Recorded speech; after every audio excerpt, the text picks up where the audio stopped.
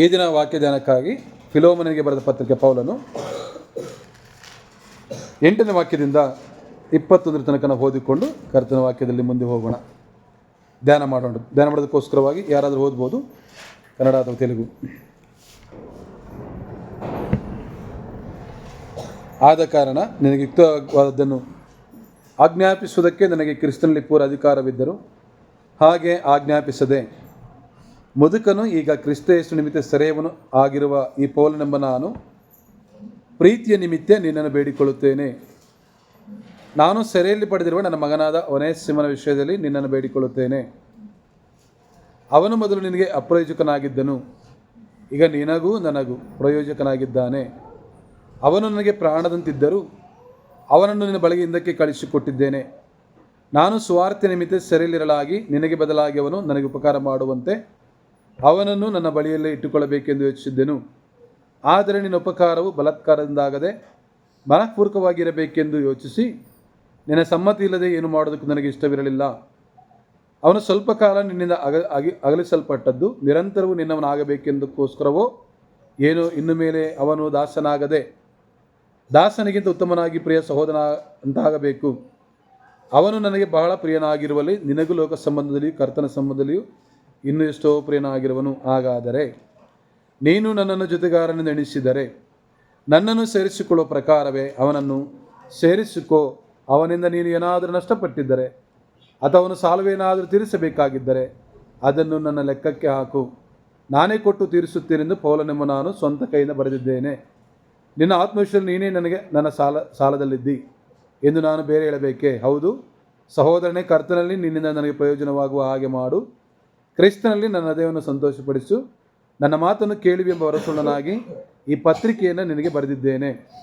ನಾನು ಹೇಳೋದಕ್ಕಿಂತ ಹೆಚ್ಚಾಗಿ ಮಾಡಿವೆ ಎಂದು ನನಗೆ ಗೊತ್ತುಂಟು. ಕರ್ತನ ನಮಗೆ ಸ್ತೋತ್ರ ಉಂಟಾಗಲಿ. ಕರ್ತನ ತಾನೇ ಓದಿಕೊಂಡಂಥ ವಾಕ್ಯ ಭಾಗವನ್ನು ಆಶೀರ್ವದಿಸಲಿ. ನಾವು ಕೇಳಿಸ್ಕೊಳ್ತಾ ಇದ್ದೇವೆ. ಈ ಪತ್ರಿಕೆ ಯಾರು ಬರೆದಿದ್ದು? ಪೌಲನು. ಯಾರಿಗೆ ಬರೆದಿದ್ದು? ಫಿಲೋಮನನಿಗೆ. ಈ ಫಿಲೋಮನನಿಗೆ ಪತ್ರಿಕೆ ಬರೆಯುವಂಥ ಉದ್ದೇಶ ಏನೆಂದರೆ ಇದು ಜೊತೆಗೂಡಿಸುವಂಥದ್ದು. ಪ್ರಾರಂಭ ವಾಕ್ಯಗಳಲ್ಲಿ ನೋಡ್ತಾ ಇದ್ವಿ, ಅಲ್ಲಿ ಒಂದು ಕುಟುಂಬ ಅಥವಾ ಕೂಡಿ ಬರುವಂಥ ಒಂದು ಸಭೆಯಾಗಿ ಕೂಡಿ ಬರಬೇಕು.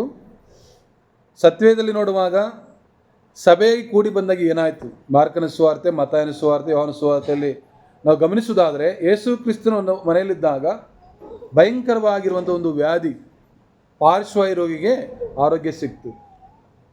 ಫರಿಸಾಯನ ಮನೆಯಲ್ಲಿದ್ದಾಗ ದುರಾಚಾರಿಯಾದಂಥ ಹೆಂಗಸು ದೇವರನ್ನ ಆರಾಧನೆ ಮಾಡಿದಳು.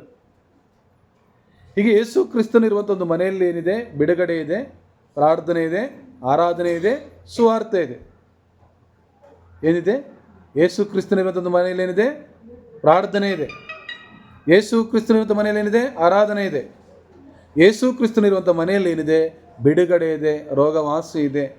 ಯೇಸು ಕ್ರಿಸ್ತನಿರುವಂಥ ಮನೆಯಿಂದ ಸುವಾರ್ತೆಯು ಸಾರಲ್ಪಡುತ್ತದೆ ಎಂಬುದಾಗಿ ಮೊದಲನೇ ಭಾಗದಲ್ಲಿ ನಾವು ಕಲಿಯುತ್ತಾ ಬಂದೆವು. ಎರಡನೇ ಭಾಗಕ್ಕೆ ನಾವು ಬರುವಾಗ, ಎರಡನೇ ಭಾಗದಲ್ಲಿ ನೋಡುವಾಗ ವರಗಳನ್ನು ಕುರಿತು ಮತ್ತು ಅನ್ಯೋನ್ಯತೆ ಅಥವಾ ಸಹವಾಸ, ಎಲ್ಲರೂ ಐಕ್ಯವಾಗಿರಬೇಕೆಂಬ ಸಂದೇಶವನ್ನು ಕಳೆದ ವಾರ ನಾವು ಧ್ಯಾನ ಮಾಡುತ್ತಾ ನಾವು ಬಂದಿದ್ದೇವೆ ಪ್ರೇರೆ. ಅನ್ಯೋನ್ಯತೆ ಸಹವಾಸದಲ್ಲಿರುವಂಥವರು, ದೇವರಿಂದ ಕರೆಯಲ್ಪಟ್ಟವರು ಕೆಲವು ವಿಷಯಗಳನ್ನು ನಾವು ಕಲಿಬೇಕೆಂಬುದಾಗಿ ನೋಡುತ್ತಾ ಬಂದೆವು. ದೇವರಿಂದ ಕರೆಯಲ್ಪಟ್ಟವರಿಗೆ ಎಷ್ಟು ಗುಣ ಇರಬೇಕು? ಪರಲೋಕಕ್ಕೆ ಹೋಗಬೇಕಾದ್ರೆ ಪರಲೋಕಕ್ಕೆ ಹೋಗೋದಕ್ಕೆ ಎಷ್ಟು ಗುಣ ಬೇಕು? ನಮಗೆ 3 ಗುಣ. ಯಾವುದು ಹೇಳ್ರಿ? ಮರೆತಿದ್ದೀರಾ? 3 ಗುಣ ನಮ್ಮಲ್ಲಿರಬೇಕು. 3 ಅಂಶಗಳು ಪರಲೋಕಕ್ಕೆ ಹೋಗೋದಕ್ಕಿರಬೇಕಾದ 3 ಅಂಶಗಳು: ನಂಬಿಕೆ, ನಿರೀಕ್ಷೆ, ಪ್ರೀತಿ. ಏನಿರಬೇಕು ನಮ್ಮಲ್ಲಿ? ನಂಬಿಕೆ, ನಿರೀಕ್ಷೆ, ಈ ಪ್ರೀತಿ. ಇದರಲ್ಲಿ ಯಾವುದು ದೊಡ್ಡದು? ಪ್ರೀತಿಯೇ ದೊಡ್ಡದೆಂಬುದಾಗಿ ನೋಡ್ತಾನೆ ಬಂದೆವು. ಆದ್ದರಿಂದ ಈ ಗುಣಗಳಿದ್ದಂಥವರು ಇನ್ನೂ ಧರಿಸ್ಕೊಳ್ಬೇಕು. ನೀತಿ, ಪ್ರೀತಿ, ವಿಶ್ವಾಸ, ಭಕ್ತಿ. ತಿಮೋತಿಯನಿಗೆ, ತೀತನಿಗೆ ಹೇಳಿದಂಥ ವಿಷಯಗಳನ್ನು ನಾವು ಕಲಿಯುತ್ತಾ ಬಂದು, ಶುದ್ಧತ್ವ ಎಲ್ಲವಿರಬೇಕೆಂಬುದಾಗಿ ನಾವು ಕಲಿಯುತ್ತಾ ಬಂದಿದ್ದೇವೆ. ಮತ್ತು ಈ ದಿನ ಏನು ಕಲಿಬೇಕು? ಮೊದಲನೇ ಭಾಗದಲ್ಲಿ ನಾವು ಕಲಿತೇವು,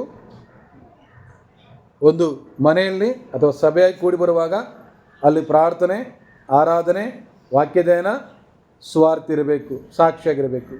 ಎರಡನೇದಾಗಿ ನಾವು ಕಲಿಯುತ್ತಾ ಬಂದೆವು, ಪರಲೋಕಕ್ಕೆ ಹೋದಕ್ಕೋಸ್ಕರವಾಗಿ ಫಿಲೋಮನನಿಗೆ ಇದ್ದಂಥ ಗುಣಗಳು ತಿಮೋತಿಗೆ ಇರುವಂಥದ್ದು ಪ್ರೀತಿ, ನಂಬಿಕೆ, ನಿರೀಕ್ಷೆ, ಶುದ್ಧತ್ವ, ಭಕ್ತಿ ಎಂಬುದನ್ನು ಧರಿಸಿಕೊಳ್ಳಬೇಕು. ಈ ದಿನ ನಾವು ಕಲಿಯುವಂಥ ಒಂದು ವಾಕ್ಯ 17ನೇ ವಾಕ್ಯ. ಈ ದಿನ ನಾವು ಕಲಿಯುವಂಥದ್ದು 17ನೇ ವಾಕ್ಯ. ಓದಿ ನೋಡೋಣ. 17 ವಚನ. ಹಾಂ. ಎಂಚಿನ ಎಡಲ ನನ್ನ ಸೇರ್ಚುಕೊನ್ನಟ್ಟು. ದೇವ್ರನ್ನ ಸ್ತೋತ್ರ ಉಂಟಾಗಲಿ. ಹೇಳ್ರಿ, ಇವತ್ತು ಯಾವ್ದು ಕಲಿಬೋದು ನಾವು? ಸೇರ್ಚುಕೊನೋಟ. ಈ ದಿನ ಸಂದೇಶದ ಒಂದು ಅಂಶ ಅಥವಾ ತಲೆಬರಹ ಏನಂದರೆ ಸೇರಿಸಿಕೊಳ್ಳುವುದು.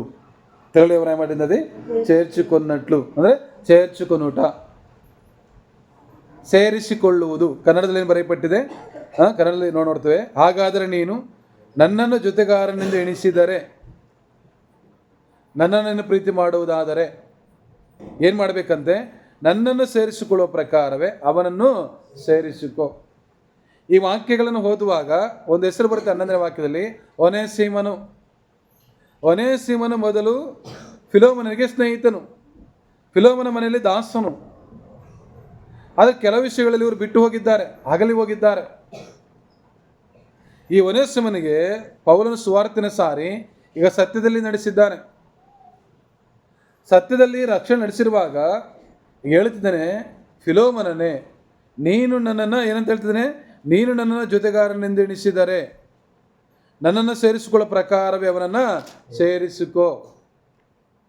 ಈ ಸೇರಿಸಿಕೊಳ್ಳುವಂಥದ್ದು ಅಂದರೆ ತಮ್ಮಡನವರನ್ನು ಒಟ್ಟುಗೂಡಿಸಿಕೊಳ್ಳುವಂಥದ್ದು, ಅವರನ್ನು ಜೊತೆ ಮಾಡಿಕೊಳ್ಳುವಂಥದ್ದು, ಅವರನ್ನು ಬರಮಾಡಿಕೊಳ್ಳುವಂಥದ್ದು. ಪ್ರಿಯರೇ, ಲೋಕದಲ್ಲಿ ಇದು ಬಹಳ ಕಷ್ಟವಾಗಿದೆ. ಒಂದು ಸಾರಿ ಏನಾದರೂ ತಪ್ಪು ಮಾಡಿದರೆ ಸಾಕು, ಕೊನೆ ಬಿಡೋದೇ ಮನುಷ್ಯನಿಗೆ ಅವರ ಸಂಬಂಧ ಬಿಟ್ಬಿಡ್ತಾರೆ, ಅವರ ಸ್ನೇಹ ಬಿಟ್ಬಿಡ್ತಾರೆ, ಅವ್ರ ಜೊತೆ ಬಿಟ್ಬಿಡ್ತಾರೆ. ಆದರೆ ದೇವ್ರ ವಾಕ್ಯ ಹೇಳುವಂಥದ್ದು ಪ್ರಿಯರೇ, ಏನಾಗಿದೆ ಈ ದಿನ ನಾವು ಏನನ್ನು ಕಲಿತುಕೊಳ್ಬೇಕಂದ್ರೆ ಸೇರಿಸಿಕೊಳ್ಳುವುದನ್ನು.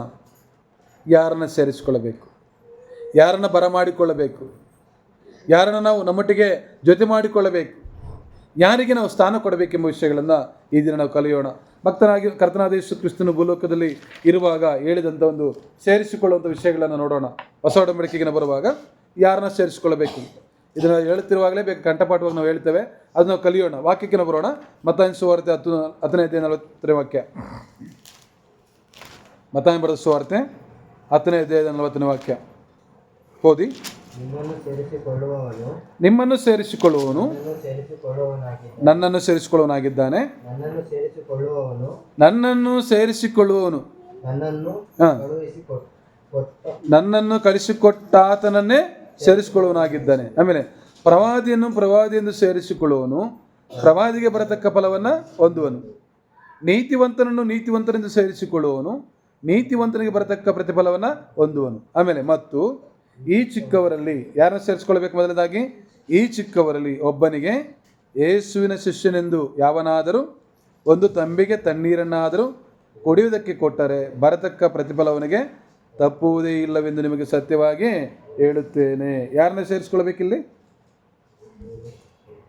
ఎవరిని చేర్చుకోవాలని యేసుప్రభు మాట్లాడుతున్నాడు ఇక్కడ. చిన్నవారిని అక్కడ తెలుగు రాయబడింది మాట. చిన్నవారిని పిల్లలు అన్నాడా, చిన్నవారు అన్నాడా? చిన్నవారిని. చిన్నపిల్లలు కూడా వస్తుంది. ಅದು ನಮಗೆ ಒಂದು ವೇಳೆ ನೋಡೋಣ. 9:48 ಲೂಕನ ಸುವಾರ್ತೆ, ಲೂಕ 9:48.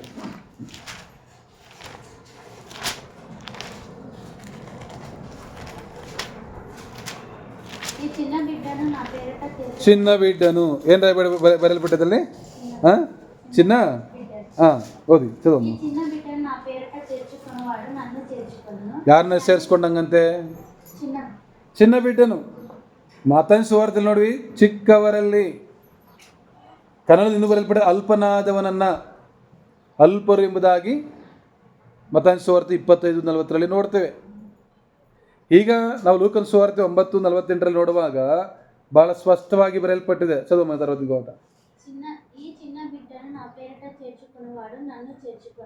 ಯಾರನ್ನು ಸೇರಿಸ್ಕೊಳ್ಬೇಕಂತ ಇಲ್ಲಿ? ಎಷ್ಟು ಜನ ಚಿಕ್ಕ ಮಕ್ಕಳನ್ನ ಇಷ್ಟಪಡ್ತೀರಾ? ಕರ್ತನ ಒಂದು ಮಾತುಗಳನ್ನು ಜ್ಞಾಪಕ ಮಾಡಿಕೊಳ್ಳುತ್ತೇವೆ. ನಾವು ಸೇರಿಸಿಕೊಳ್ಳೋದಕ್ಕೆ ಬಹಳಷ್ಟು ಕಷ್ಟಪಡ್ತೇವೆ. ಯಾರನ್ನ ಸೇರಿಸ್ಕೊಳ್ತೇವೆ? ನಮ್ಮನ್ನು ನಮ್ಮ ಹಾಗೆ ಪ್ರೀತಿ ಮಾಡುವವರನ್ನು.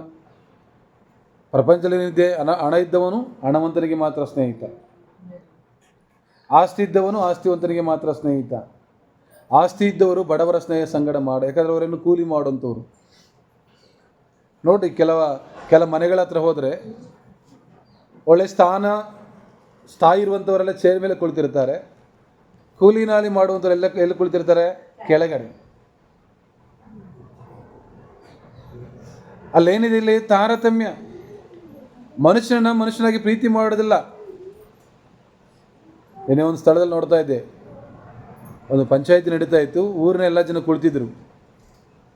ಅಲ್ಲಿ ಕುಳಿತಿರುವಾಗ ಮಾಜಿ MLA ಆಗಿದ್ದಾರೆ ಅವರು. ಅವ್ರಿಗೆ ಮಾತ್ರ ಚೇರಿತ್ತು, ಇನ್ನೆಲ್ಲ ಉಳಿದಂಥವ್ರು ಅನೇಕ ಚೇರಿದ್ರು, ಕೆಳಗಡೆ ಕುಳಿತಿದ್ರು. ಯಾಕೆ? ಪ್ರಪಂಚದ ಒಂದು ಜ್ಞಾನ ಇದು ಪ್ರಿಯರೇ. ನಾನು ಹೇಳುವಾಗ ಅವರಿಗಿಂತ ತುಂಬ ವಯಸ್ಸಾಗುತ್ತೆ ಒಬ್ಬ ವ್ಯಕ್ತಿ ಕೋಲ ಹಿಡ್ಕೊಂಡು ಪಾಪ ನಡಗ್ತಾ ಕುಂತಿದ್ದ ಇಲ್ಲಿ. ಅಂದ್ರೇನು, ಕುಳಿತುಕೊಳ್ಳೋಕ್ಕೆ ಎಷ್ಟೋ ವಯಸ್ಸಾದವ್ರಿಗೆ ಕುತ್ಕೊಳ್ಳೋಕ್ಕಾಗಲ್ಲ. ಆದರೆ ಈ ವ್ಯಕ್ತಿ ಮಾತ್ರ MLA ಅಲ್ಲ, ಮಾಜಿ MLA. ದೇವಜನ ಗಮನಿಸ್ರಿ, ಇಲ್ಲಿ ಫಿಲೋಮನ ಒಂದು ದುಃಖ. ಮನುಷ್ಯರಾಗಿರುವ ನಾವುಗಳು ಏನು ಮಾಡಬೇಕಂತ, ಅವರೆಷ್ಟೇ ತಪ್ಪು ಮಾಡಿದ್ರು, ಅವರೆಷ್ಟೇ ದ್ರೋಹ ಮಾಡಿದ್ರು, ಅವ್ರನ್ನೇನು ಮಾಡಬೇಕು? ಸೇರಿಸ್ಕೊಳ್ಬೇಕು, ಕ್ಷಮಿಸು ಎಂಬುದಾಗಿ ಕೇಳುವಾಗ. ಅದಕ್ಕಾಗಿ ಕರ್ತನ ಯೇಸು ಕ್ರಿಸ್ತನು ಹೇಳಿದ ಮೊದಲನೇ ಮಾತಿಲ್ಲಿ ಏನು ಹೇಳ್ತೀನಿ? 48ನೇ ವಾಕ್ಯದಲ್ಲಿ ನಾವು ಗಮನಿಸುವಾಗ, ಯಾವನಾದರೂ ನನ್ನ ಹೆಸರಿನಲ್ಲಿ ಈ ಚಿಕ್ಕ ಮಗುವನ್ನು ಸೇರಿಸ್ಕೊಂಡ್ರೆ, ಯಾರನ್ನ ಸೇರಿಸ್ಕೊಂಡ್ರೆ? ಮಕ್ಕಳನ್ನು ಸೇರಿಸ್ಕೊಂಡ್ರೆ. ಯಾರನ್ನು ಸೇರಿಸ್ಕೊಂಡಂಗೆ ಆಯಿತು? ಅಲ್ಲಿ ಕೆಳಗಡೆ ವಾಕ್ಯ ನೋಡಿ, ಸೇರಿಸ್ಕೊಂಡ್ರೆ. ಓದಿ ಮುಂದಕ್ಕೆ. తెలుగులో ఈ చిన్న బిడ్డను నా పేరిట చేర్చుకున్నవాడు నన్ను. ಆಗ ಯಾರನ್ನ ಸೇರಿಸ್ಕೊಳ್ತಿದ್ದೇವೆ ಅಲ್ಲಿ? ಆ ಮಗುವನ್ನು ಎತ್ಕೊಂಡಾಗ ಯಾರನ್ನ ಎತ್ಕೊಂಡಿದ್ದೇವೆ? ಆ ಮಗುಗೆ ಮುತ್ತು ಕೊಟ್ಟಾಗ ಯಾರು ಮುತ್ತು ಕೊಡ್ತಾ ಇದ್ದೇವೆ? ಆ ಪ್ರೀತಿ ನಮಗೆ ಬರಬೇಕು, ಸೇರಿಸಿಕೊಳ್ಳುವ ಭಾವ ನಮಗೆ ಬರಬೇಕು ಪ್ರೇರೆ. ಯಾವತ್ತಿಗೂ ಯಾರನ್ನ ಬಿಡುವ ಭಾವಕ್ಕೆ ನಾವು ತಲೆ ಹಾಕಬಾರ್ದು. ಯಾಕೆಂದರೆ ಈಗಾಗಲೇ ನೋಡ್ತಾ ಬಂದ್ವಿ, ಎಷ್ಟಿದ್ವು ನಮ್ಮ ಪಾಪ? ಹೊರಲಾರದ ಬಾರಾದಷ್ಟು ಪಾಪ ಇತ್ತು. ನಮ್ಮ ತಲೆ ಮೀರಿದಂಥ ಪಾಪಗಳಿದ್ವು, ತಲೆ ಕೂದಲಿಗಿಂತ ಹೆಚ್ಚಾದ ಪಾಪಗಳಿದ್ವು. ಒಂದು ವೇಳೆ ದೇವರು ಎಲ್ಲ ಪಾಪಗಳಿಗೆ ಶಿಕ್ಷೆ ಕೊಟ್ಟಿದ್ರೆ ನಾವು ನಿಲ್ತಾ ಇದ್ವಾ? ನಿಲ್ತಿರಲಿಲ್ಲ. ಏಸಪ್ಪ, ನಾನು ಪಾಪಿ ಎಂಬುದಾಗಿ ತಿಳಿದುಕೊಂಡಿದ್ದೇನೆ, ಒಂದು ಮಾತು ನನ್ನನ್ನು ಕ್ಷಮಿಸು ಎಂಬುದಾಗಿ ಹೇಳಿದಾಗ ಸ್ವಾಮಿ ಕ್ಷಮಿಸಲಿಲ್ವಾ? ಸ್ವಾಮಿ ನಮ್ಮನ್ನು ಮನಸ್ಸಲಿಲ್ವೇ? ಕ್ಷಮಿಸಿದರು. ಏನು ಹೇಳಿದರು? ಈಗೋ ನಿನ್ನ ಪಾಪಗಳು ಕ್ಷಮಿಸಲ್ಪಟ್ಟಿವೆ.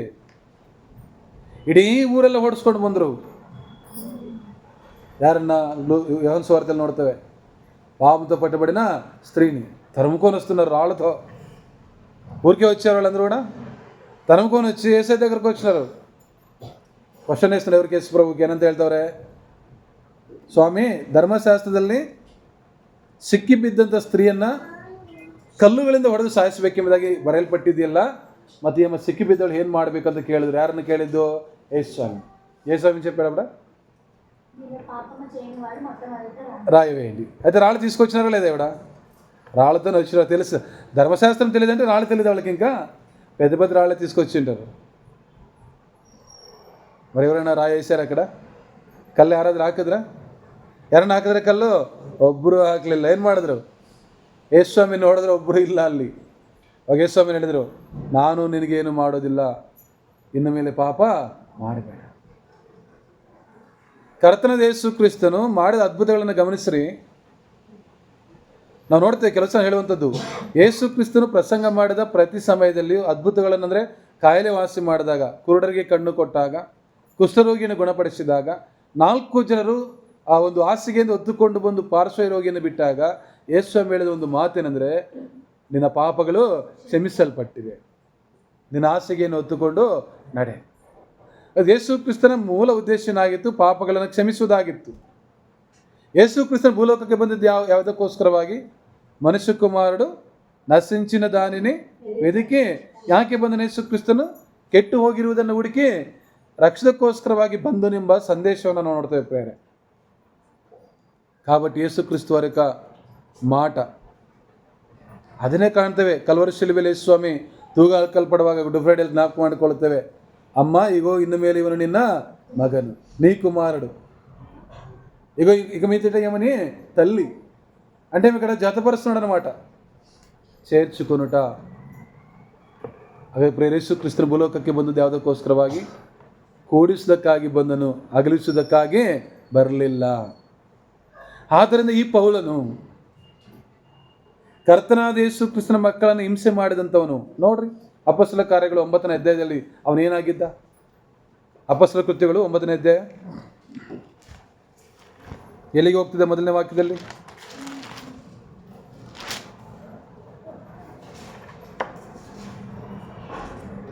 ಹೌದು, 9ನೇ ಅಧ್ಯಾಯ 1ನೇ ವಾಕ್ಯ. ಪೌಲನು ಇನ್ನೂ ಕರ್ತನ ಶಿಷ್ಯರ ಮೇಲೆ ಕ್ರೋಧನಾಗಿದ್ದು ಬೆದರಿಕೆಯ ಮಾತುಗಳನ್ನಾಡುತ್ತಾ ಅವರನ್ನು ಸಂಹರಿಸಬೇಕೆಂದು ಆಶೆಪಡುತ್ತಾ ಮಹಾಯಾಜಕನ ಬಳಿಗೆ ಹೋಗಿ ಮಾರ್ಗವನ್ನು ಹಿಡಿದವರು ಯಾರಾದರೂ ಸಿಕ್ಕಿದ್ರು ಸಾಕು, ಅವರ ಗಂಡಸರಾದರೂ ಸರಿ, ಯಾರೇ ಆಗಲಿ, ನಾನು ಅವರಿಗೆ ಬೇಡಿ ಹಾಕಿಸಿ ಯೆರೂಸಲೇಮಿಗೆ ಬರುವಂತೆ ದಮಸ್ಕದಲ್ಲಿರುವ ಆಯಾ ಸಭಾಮಂದಿರದವನಿಗೆ ನೀನು ಕಾಗದವನ್ನು ಕೊಡಬೇಕು ಎಂದು ಅವರನ್ನು ಬೇಡಿಕೊಂಡರು. ಪರ್ಮಿಷನ್ ನೀಡ್ರು ಸಾಕು. ಯಾರ ಬಳಿಗೆ ಹೋಗಿ ಅವನು? ಮಹಾಯಾಜಕನ ಬಳಿಗೆ ಹೋಗಿ ಆ ಮಾರ್ಗವನ್ನು ಹಿಡಿದವರು ಯಾರಾದರೂ ಸಿಕ್ಕಿದರೆ ಅವ್ರ ಗಂಡಸರಾದ ಸರಿಯೇ ಹೆಂಗಸರ ಸರಿಯೇ ಅವರಿಗೆ ಏನು ಮಾಡಬೇಕಂತೆ? ಬೇಡಿ ಹಾಕಿಸಿ ಯೆರೂಸಲೇಮಿಗೆ ತರುವಂತೆ ದಮಸ್ಕದಲ್ಲಿರುವ ಆಯಾ ಸಭಾಮಂದಿರ ನೀನು ಕಾಗದವನ್ನು ಕೊಡಬೇಕು. ಈ ಒಂದು ಲೆಟರ್ ತೊಗೊಂಡು ಹೋಗ್ತಾ ಇದ್ದಾನೆ. ಏನು ಮಾಡಬೇಕಂತ? ಅವ್ರನ್ನ ಸಂಹರಿಸಬೇಕು ಆಸೆ ಪಡುತ್ತಾ. ಇಂಥ ಒಂದು ದೇವರ ಮಕ್ಕಳ ವಿರುದ್ಧವಾಗಿ ಪ್ರಯಾಣ ಮಾಡುವಂಥ ಸೌಲನನ್ನು ಯಾರು ಕಂಡರು? ಕರ್ತನಾದ ಯೇಸು ದರ್ಶಿಸಿದರು, ಅವನ ಸಂಗಡ ಮಾತಾಡಿದ್ರು, ಅವನನ್ನು ಆರಿಸಿಕೊಂಡ್ರು. ಈಗ ಬನ್ನಿ 10ನೇ ವಾಕ್ಯಕ್ಕೆ ಬನ್ನಿ. 10ನೇ ವಾಕ್ಯ ನೋಡಿ. ದಮಸ್ಕದಲ್ಲಿ ಅನನೀಯನೆಂಬ ಒಬ್ಬ ಶಿಷ್ಯನಿದ್ದನು. ಕರ್ತನ ದರ್ಶನ ಅನನೀಯನೇ ಎಂದು ಅವನನ್ನು ಕರೆಯಲು ಅವನು ಕರ್ತನಿಗೂ ಇದ್ದೇನೆ ಅಂದನು. ಕರ್ತನು ಅವನಿಗೆ, ನೀನೆದ್ದು ನೆಟ್ಟನ ಬೀದಿ ಎಂಬ ಬೀದಿಗೆ ಹೋಗಿ ಯೂದನ ಮನೆಯಲ್ಲಿ ತಾರ್ಸದ ಸೌಲನೆಂಬುದನ್ನು ವಿಚಾರಿಸು. ಅವನು ಪ್ರಾರ್ಥನೆ ಮಾಡುತ್ತಾನೆ ಮತ್ತು ಅನನೀಯನೆಂಬ ಒಬ್ಬ ಮನುಷ್ಯನ ಬಳಿಗೆ ಬಂದು ತನಗೆ ತಿರುಗಿ ಕಣ್ಣು ಕಾಣುವಂತೆ ತನ್ನ ಮೇಲೆ ಕೈ ಹಿಡಿದನ ನೋಡಿದ್ದಾನೆ ಎಂದು ಹೇಳಿದನು. ಅದಕ್ಕೆ ಅನನೀಯನು ಹೇಳ್ತಾನೆ, ಕರ್ತನೇ, ಗಮನಿಸ್ರಿ, ಆ ಮನುಷ್ಯನು ಯೆರೂಸಲೇಮಿನಲ್ಲಿ ನಿನ್ನ ನಂಬಿದ ದೇವಜನರಿಗೆ ಎಷ್ಟೋ ಕೇಡನ್ನುಂಟು ಮಾಡಿದವನು. ಅಂಥವನ್ನು ನಾನು ಸೇರಿಸ್ಕೊಳ್ಬೇಕೆಂಬ ಪ್ರಶ್ನೆ ಆಗದೆ ಯಾರು? ಅನನೀಯ. ಯಾರಿಗೆ? ಯೇಸು ಸ್ವಾಮಿಗೆ. ಆಮೇಲೆ ದೇವರು ಹೇಳ್ತವ್ರು ಕೇಳ್ರಿ, ಹೇಳಿ ಓದ್ಬೇಕು ವಾಕ್ಯನ. ಏನು ಹೇಳ್ತಾರೆ ದೇವರು? ಮತ್ತು ಇಲ್ಲಿ ನಿನ್ನ ಹೆಸರನ್ನು ಸ್ಮರಿಸುವಲ್ಲಿ ಬೇಡಿ ಹಾಕಿಸುವ ಅಧಿಕಾರವನ್ನು ಮಹಾಯಾಜಕನು ಹೊಂದಿದ್ದಾನೆ ಅಂದನು. ಕರ್ತನವನಿಗೆ, ನೀನು ಹೋಗು, ಆ ಮನುಷ್ಯನು ಅನ್ಯ ಜನರಿಗೂ ಅರಸುಗಳಿಗೂ ಇಸ್ರಾಯೇಲರಿಗೂ ನನ್ನ ಹೆಸರನ್ನು ತಿಳಿಸುವುದಕ್ಕಾಗಿ ನಾನು ಆರಿಸಿಕೊಂಡ ಸಾಧನವಾಗಿದ್ದೇನೆ. దేవుడు ఏర్పరచుకున్న వారిని వద్దనడానికి అవుతుందా? దేవుని పిల్లలుగా దేవుడు ఎవరినైతే ఏర్పరచుకున్నాడో, ఎవరినైతే పిలిచాడో యేసుక్రీస్తు పేరిట మనం ఏం చేయాలా?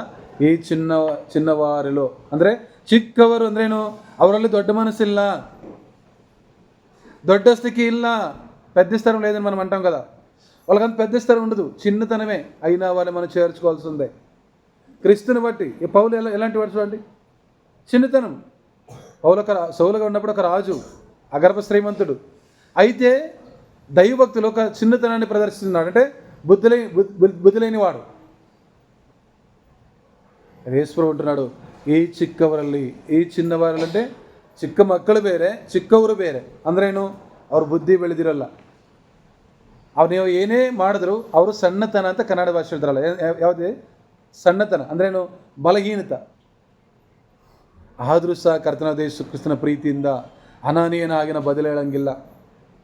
ಅನನೀಯ ಹೇಳ್ತಾನೆ, ಅವನೇನು ಒಳ್ಳೆಯವನಂತ ಹೇಳ್ತಿದ್ದೀನಿ ಸ್ವಾಮಿ ನೀನು?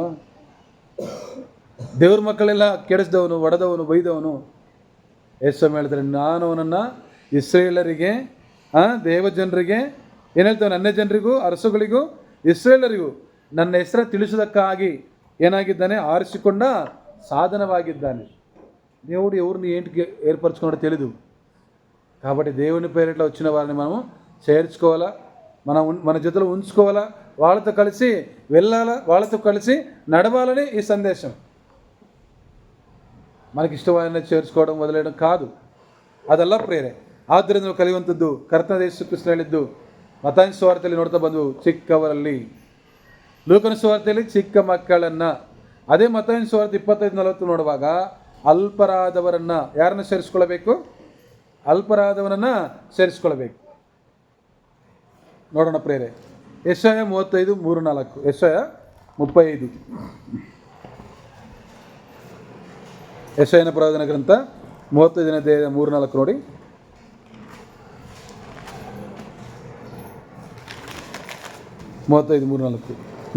ಯಾರನ್ನು ಸೇರಿಸ್ಕೊಳ್ಬೇಕು? ಓದಿ.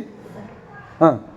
కడిగిన చేతులను బలపరచుడి, తొట్టిల్ల మోకాళ్ళను దృఢపరచుడి, తద్దరిల్లు హృదయములతో ఇట్టునుండుడి, భయపడక ధైర్యముగా నుండుడి. ప్రతి దండన చేయుటకే మీ దేవుడు వచ్చుచున్నాడు. ప్రతి దండనను దేవుడు చేయదగిన ప్రతికారము ఆయన చేయును. చాలా ಯಾರನ್ನ ಸೇರಿಸ್ಕೊಳ್ಬೇಕು? ಇಲ್ಲಿ 3 ವಾಕ್ಯ ನೋಡಿ. 35-3-4 ಯಾರನ್ನ ಸೇರಿಸ್ಕೊಳ್ಬೇಕು? ಜೋಲು ಬಿದ್ದ ಕೈಗಳನ್ನು, ಯಾರನ್ನ? ಜೋಳು ಬಿದ್ದ ಕೈಗಳನ್ನು, ನಡುಗು ಮೊಣಕಾಲುಗಳನ್ನು ಬಲಗೊಳಿಸಿರಿ, ಭಯಭ್ರಾಂತ ಹೃದಯ ಉಳ್ಳವರಿಗೆ ಬಲಗೊಳ್ಳಿರಿ. ಇವ್ರನ್ನ ಸೇರಿಸ್ಕೊಳ್ಬೇಕು. ಜೋಲು ಬಿದ್ದ ಕೈಗಳಂದರೆ ಅವ್ರು ಯಾರಿಗೂ ಸಹಾಯ ಮಾಡೋರಲ್ಲ, ಯಾರು ಕೊಡುವಂಥವರಲ್ಲ. ಜೋಲು ಬಿದ್ದ ಕೈಗಳಿದ್ದರು ಇಲ್ಲದವರಾಗಿ ನಟಿಸುವಂಥವರು. ಆಮೇಲೆ ಇನ್ಯಾರಿದ್ದಾರೆ ಇಲ್ಲಿ? ನಡುಗುವ ಮೊಣಕಾಲುಗಳನ್ನು ಬಲಗೊಳಿಸ್ರಿ, ಭಯಭ್ರಾಂತ ಹೃದಯರಿಗೆ ಎಂಬುದಾಗಿ ನೋಡ್ತಾ ಇದ್ದೇವೆ ಪ್ರೇರೆ. ಸೇರಿಸಿಕೊಳ್ಳಬೇಕಾದ ವಿಷಯಗಳು ಎಹೆಜ್ಕೇಲ 34:4. ಎಹೆಜ್ಕೇಲ 34:4 ಯಾರನ್ನ ಸೇರಿಸ್ಕೊಳ್ಬೇಕು? ಹೇಗಿರಬೇಕು ನಮ್ಮ ಜೀವನದಲ್ಲಿ?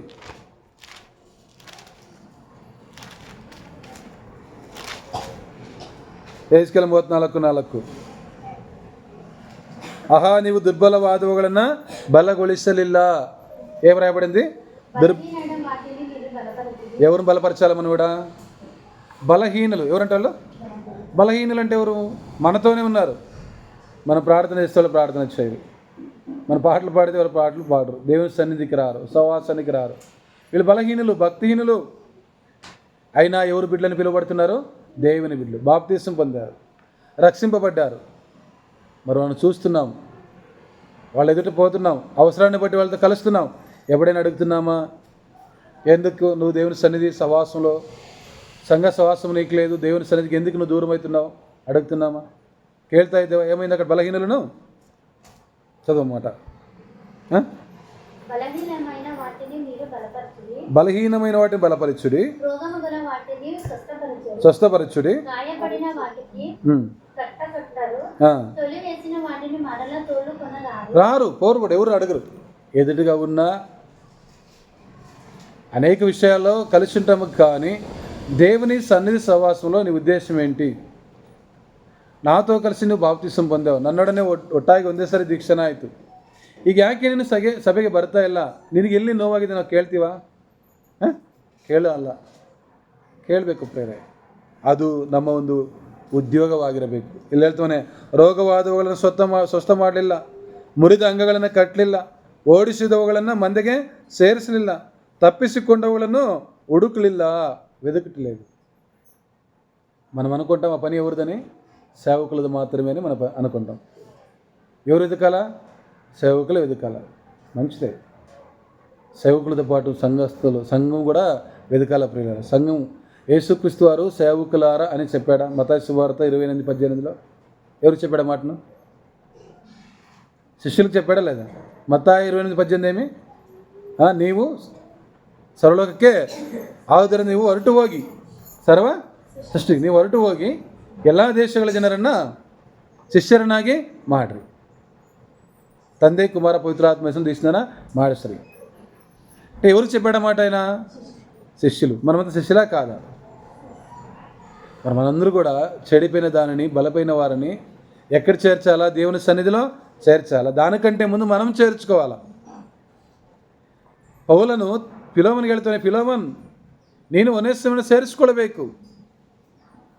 ಪೌಲನು ಒನೇಸಿಮನ್ನು ಸೇರಿಸಿಕೊ ಎಂಬುದಾಗಿ ಹೇಳಬೇಕಾದ್ರೆ, ಪೌಲನು ಸೌಲನಾಗಿದ್ದಾಗ, ದೇವರ ಮಕ್ಕಳನ್ನು ಹಿಂಸೆ ಮಾಡುವಂಥ ಸೌಲನು ದೇವರಿಂದ ಕರೆಯಲ್ಪಟ್ಟಾಗ ಬೈಬಲ್ ಟ್ರೈನಿಂಗ್ ಆಯಿತು ಅವನಿಗೆ. ಯಾರಿಗೆ ಬೈಬಲ್ ಟ್ರೈನಿಂಗ್ ಆಗಿದ್ದು?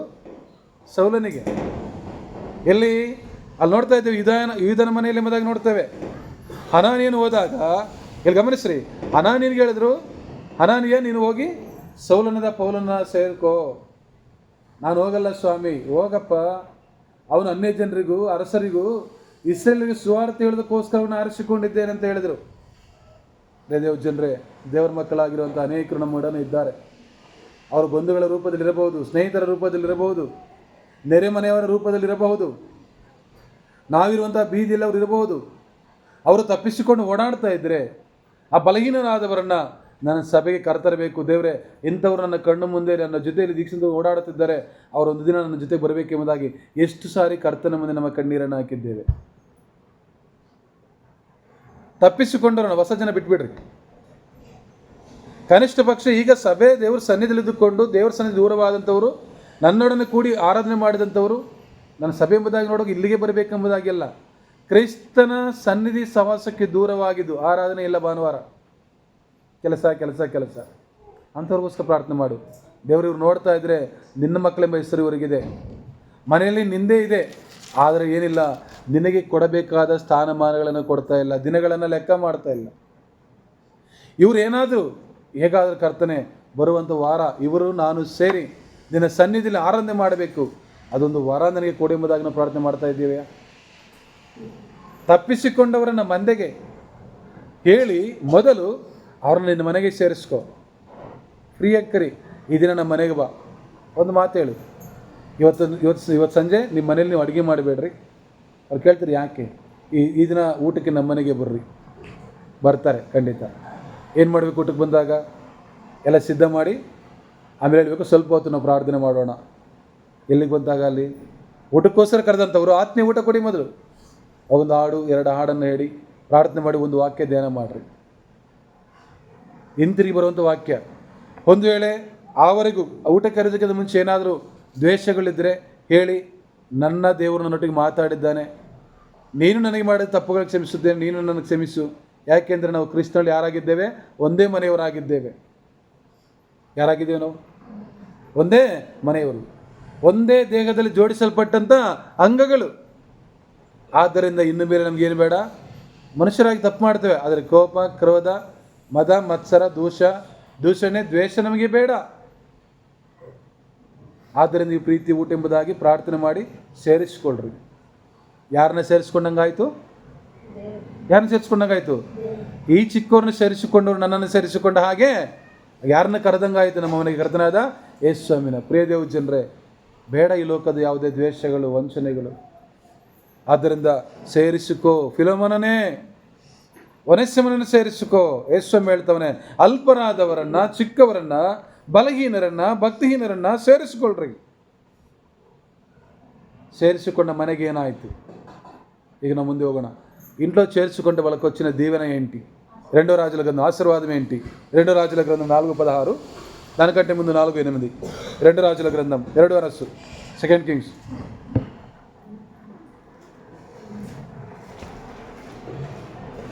2 రాజుల గ్రంథం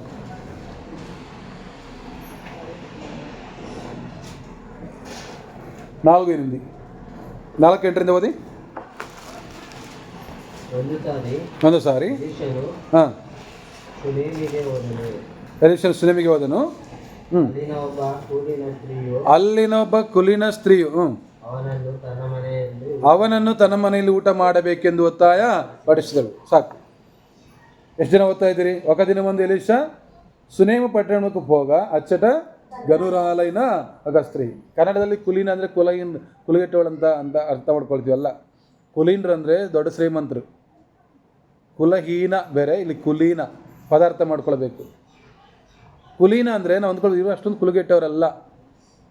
ಕುಲೀನ ತಿರಳೆ ಮುಂದೆ ಕಡೆ ಗನುರಾಲೈನ ಅಂದ್ರೇನು? ಹಣವಂತರು, ಆಸ್ತಿವಂತರು. ಯಾರನ್ನ ಸೇರಿಸ್ಕೊಂಡ್ರಿ ಇಲ್ಲಿ? ಸೇವಕನನ್ನು, ಪ್ರವಾದಿನ ಸೇರಿಸ್ಕೊಂಡ್ರು. ಆ ದಾರಿಯಲ್ಲಿ ಹೋಗ್ತಾ ಇದ್ದ ಪ್ರವಾದಿ ನಮ್ಮ ಮನೆಗೆ ಸೇರಿಸ್ಕೊಂಡ್ಲ ಅಮ್ಮ, ಊಟ ಕೊಟ್ಲು. ಆಮೇಲೆ ಗಂಡನಿಗೆ ಹೇಳಿದ್ಲು, ಈ ದಾರಿಯಲ್ಲಿ ಒಬ್ಬ ಸೇವಕರು ಹೋಗ್ತಾ ಬರ್ತಾ ಇರ್ತಾರೆ, ಅವರು ಹೋಗುತ್ತಾ ಬರುತ್ತಾ ಮನುಷ್ಯನು ಪರಿಶುದ್ಧನು, ದೇವರ ಮನುಷ್ಯ ಆಗುತ್ತೆ ನನಗೆ ಗೊತ್ತಾಯಿತು. 9ನೇ ವಾಕ್ಯ. ಆದ್ದರಿಂದ ನಾವು ಅವನಿಗೋಸ್ಕರ ಮಾಳಿಗೆ ಮೇಲೆ ಒಂದು ಸಣ್ಣ ಕೋಣೆಯನ್ನು ಕಟ್ಟಿಸೋಣ. ಏನು ಆಲೋಚನೆ ಬಂತ ಮನೆಗೆ? ಮನೆ ಮೇಲೆ ಒಂದು ರೂಮ್ ಕಟ್ಟಿಸೋಣ. ಅವ್ರು ಈ ದಾರಿಯಲ್ಲಿ ಹೋಗಿ ಬರುವಾಗ ಆ ರೂಮಲ್ಲಿ ಕೂತ್ಕೊಂಡು ಪ್ರಾರ್ಥನೆ ಮಾಡಲಿ, ಆ ರೂಮಲ್ಲಿ ರೆಸ್ಟ್ ಮಾಡಲಿ. ನಾವು ಮನೆ ಕಟ್ತೇವೆ, ಕೆಲವರು ಮನೆ ಕಟ್ತಾರೆ ನೋಡ್ರಿ, ಸೇವಕರಿಗೋಸ್ಕರ ಗೆಸ್ಟ್ ಅಂತ ಒಂದು ರೂಮ್ ಕಟ್ತಾರೆ ಮನೆ ಮೇಲ್ಗಡೆ. ಯಾಕೆ? ಯಾರಾದರೂ ಸೇವಕರು ಬಂದರೆ ಆ ಮನೇಲಿ ಇರಬೇಕು. ಅನೇಕರ ಆ ಮನೆಗಳಲ್ಲಿ ಇವತ್ತು ಕ್ರೈಸ್ತರ ಮನೆಗಳಲ್ಲಿ ತುಂಬ ಗ್ಯಾರಂಟಿ ಅಂದರೆ ಖಂಡಿತ ಸೇವಕರಿಗೊಂದು ರೂಮ್ ಇರುತ್ತೆ. ಯಾರಾದರೂ ಸೇವಕರು ಬಂದಾಗ ಮಾತ್ರ ಅದನ್ನು ಓಪನ್ ಮಾಡ್ತಾರೆ. ಕಳೆದ ಸಾರಿ ನಾವು ರಾಯಚೂರಿಗೆ ಹೋಗಿದ್ವಿ, ಸುಮಾರು ಒಂದು 20 ಜನ ಸೇವಕರು ಹೋಗಿದ್ವಿ. ಅಲ್ಲಿರೋ ಸೇವಕರಿಗೆ ನಾವು ಹೇಳ್ತಾ ಇದ್ವಿ, ನಾವು ಬರ್ತಾ ಇದ್ವಿ ರಾಯಚೂರು ಎಲ್ಲ ಹಳ್ಳಿಗಳಲ್ಲಿ ನಾವು ಸುವಾರ್ತೆ ಸೇವೆ ಮಾಡೋದಕ್ಕೋಸ್ಕರ ಅಂತ. ಅವ್ರು ಬರ್ರಿ ಅಂತ ಹೇಳ್ತಾ ಇದ್ರು. ನಾವು ಕೆಲವು ನೆನೆಸ್ಕೊಡ್ರಿ, ಸುಮ್ಮನೆ ಬರ್ರಿ ಅಂತ ಹೇಳ್ತಾವ್ರು. ಅಲ್ಲಿ ಎಲ್ಲಿ ಲೊಕೇಶನ್ ಕೇಳಿದ್ವಿ, ಎಲ್ಲಿ ನೀವು ರೆಡಿ ಮಾಡ್ತೀರಿ ನಾವು ಇರೋದಕ್ಕೆ, ನೀವು ಬರ್ರಿ. ಕೆಲವು ಸಾರಿ ನಾವು ಹೋಗುವಾಗ ಸಾರಿ ಕೊಪ್ಪಳಕ್ಕೆ ಹೋಗಿದ್ವಿ. ಆ ಕೊಪ್ಪಳದಲ್ಲಿದ್ದ ಸೇವಕರು ಒಂದು ಕ್ಯಾಥಲಿಕ್ ಸೆಂಟ್ರಲ್ಲಿ ನಾವು ತಮ್ಮದಕ್ಕೋಸ್ಕರವಾಗಿ ರೂಮನ್ನು ಅರೇಂಜ್ ಮಾಡಿ ಅಡ್ರೆಸ್ಸು ಲೊಕೇಶನ್ ಹಾಕಿದ್ರು. ರಾಯಚೂರು ಸೇವಕ ಏನೂ ಹಾಕಲಿಲ್ಲ. ನಮಗೆಲ್ಲ ಒಂದು ಥರ ದುಃಖ ಆಯಿತು. ಯಾಕೆಂದರೆ ಏನು ಮಾಡ್ತಾನೋ ಏನಿಲ್ವೋ ಕೇಳಿಸ್ಕೊಳ್ರಿ. ಆದರೆ ರಾಯಚೂರಲ್ಲಿ ಹೋದಾಗ ನಮಗೆ ಸಿಕ್ಕಿದ್ದು ರಾಯಚೂರು ಜಿಲ್ಲೆಯ ಕಮಿಷನರ್ ಮನೆ. ಯಾರ ಮನೆ? ರಾಯಚೂರು ಜಿಲ್ಲೆಯ DC ಮನೆ, ಡಿಸ್ಟ್ರಿಕ್ಟ್ ಕಮಿಷನರ್. ಯಾವ ಥರ ಕಟ್ಟಿಸಿದ್ದಾರೆ, ಕೆಳಗಡೆ ಮನೆ ಇದೆ, ಮೇಲ್ಗಡೆ ಅವರು ಬರುವಂಥ ಸೇವಕರಿಗೆ ಮಲ್ಕೊಳ್ಳೋದಕ್ಕೋಸ್ಕರ, ಬೈಬಲ್ ಸ್ಟಡಿ ಮಾಡೋದಕ್ಕೋಸ್ಕರ ಈ ಥರ ಚರ್ಚ್ ಥರ ಕಟ್ಟಿಸಿ ಎಲ್ಲ AC ಫ್ಯಾನ್ಗಳೆಲ್ಲ ಇಟ್ಟಿದ್ದಾರೆ. ಸೇವಕರು ಬಂದಾಗ ಮಾತ್ರ. ಅವ್ರು ಹೇಳಿದ್ದಾರೆ, ರಾಯಚೂರು ಜಿಲ್ಲೆಯಲ್ಲಿ ಯಾವ ಸಭೆ ಆಗಿರ್ಬೋದು, ಬ್ರದರ್ ಎನ್ನ, CSI, ಪೆಂತೆಕೋಸ್ತ, ಅದು ಲೆಕ್ಕ ಮಾಡಲ್ಲ ಅವರು. ದೇವ್ರ ಮಕ್ಕಳು ಯಾರೇ ಬರಲಿ, ಯಾರು ರಾಯಚೂರಲ್ಲಿ ರೂಮ್ ಮಾಡಬಾರ್ದು, ಲಾಡ್ಜು. ಎಲ್ಲಿರಬೇಕಂತವರಿಗೆ ನಮ್ಮ ಮನೇಲಿರಬೇಕು. ಅವ್ರು ಹೋಗೋ ತನಕ ಎಲ್ಲ ವ್ಯವಸ್ಥೆ. ಅವತ್ತು ಸಂಜೆ ನಮಗೆ ನೀರು ಆಗೋಯಿತು. ಆ ನೀರು ಎಲ್ಲಿ ಯಾವ ರೀತಿ ಆನ್ ಮಾಡಬೇಕು ಮನೇಲಿದ್ದ ಕೆಲವರು ಗೊತ್ತಿಲ್ಲ. ಆ DC ಅವ್ರಿಗೆ ಫೋನ್ ಮಾಡಿದ್ವಿ ನಾವು. ತನ್ನ ಕೆಲಸ ಬಿಟ್ಟು ಓಡಿ ಬಂದು ನಮಗೆಲ್ಲ ನೀರನ್ನು ರೆಡಿ ಮಾಡಿಕೊಟ್ರು. ಇದೇ ನಮ್ಮ ಮನೆಯಲ್ಲಿ. ಅಷ್ಟೊಂದು ದೊಡ್ಡ ಮನೆ ಕಟ್ಟಲು ನಮಗಿಲ್ಲ, ಆ ಮನೆ ಕೇಳಲ್ಲ ನಾನು. ಕನಿಷ್ಠ ಪಕ್ಷ ಯೇಸು ಸ್ವಾಮಿಗೆ ನಮ್ಮ ಹೃದಯದಲ್ಲಿ ಜಾಗ ಇದೆಯಾ? ಯಾರಿಗೆ ಜಾಗ? ಕನಿಷ್ಠ ಪಕ್ಷ ಕರ್ತನಾದ ಯೇಸು ಕ್ರಿಸ್ತನಿಗೆ ಹೃದಯ ಸಿಂಹಾಸನವಿದೆಯಾ? ಮನೇಲಿ ರೂಮ್ ಬೇಡ. ಯಾರಿಗೆ ಸ್ಥಳ? ಹೃದಯದಲ್ಲಿ. ಪ್ರಿಯರೇ, ಈ ಕುಲೀನ ಸ್ತ್ರೀ ಘನವಂತಳು, ಆಸ್ತಿವಂತಳು, ಹಣವಂತಳು, ಯಾರಿಗಾಗಿ ಮನೆ ಕಟ್ಟಬೇಕಂತ ಗಂಡನಿಗೆ ಹೇಳ್ತಾವಳೆ? ದೈವ ಜನರಿಗೆ. ಏನಾಯಿತು? ಕೆಳಗಡೆ ಹೋದಿ ಏನಾಯಿತು? ಹಂಗೆ ಬರೋಣ. 14ನೇ ವಾಕ್ಯ. ಆಮೇಲೆ ಎಲೀಷನು ಗೆಹಜಿಯನ್ನು, ನಾವು ಆಕೆಗೆ ಯಾವ ಉಪಕಾರವನ್ನು ಮಾಡಬಹುದೆಂದು ಕೇಳಲು, ಅವನು ಆಕೆಗೆ ಏನಿಲ್ಲ, మగనిల్ల. ఏం లేదు ఆమెకి? పిల్లలు లేరు, సంతానం లేదు. ఏం లేదంటే వాళ్ళకి ಸಂತಾನ లేదు. ಏನಾಯ್ತು ಅವಾಗ?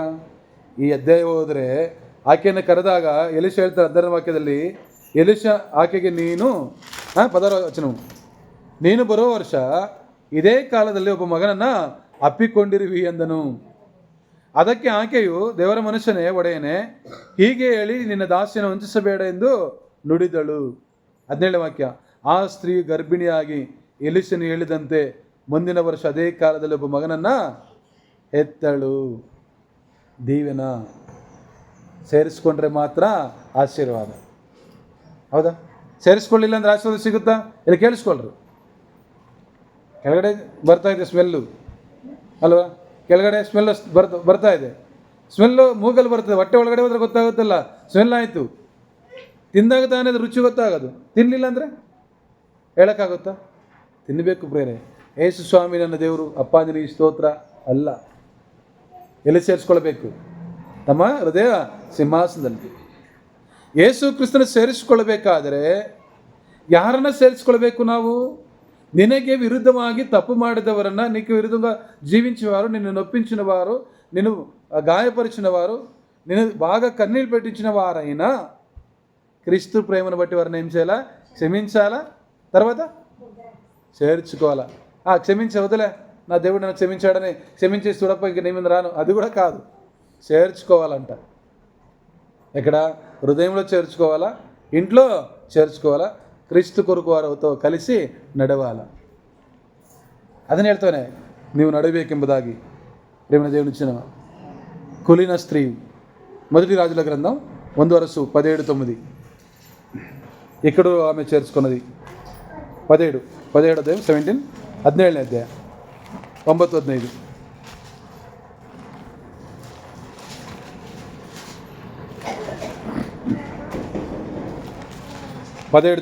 గలాటె ಬೇಡ. 17:9 మొదటి రాజుల గ్రంథం.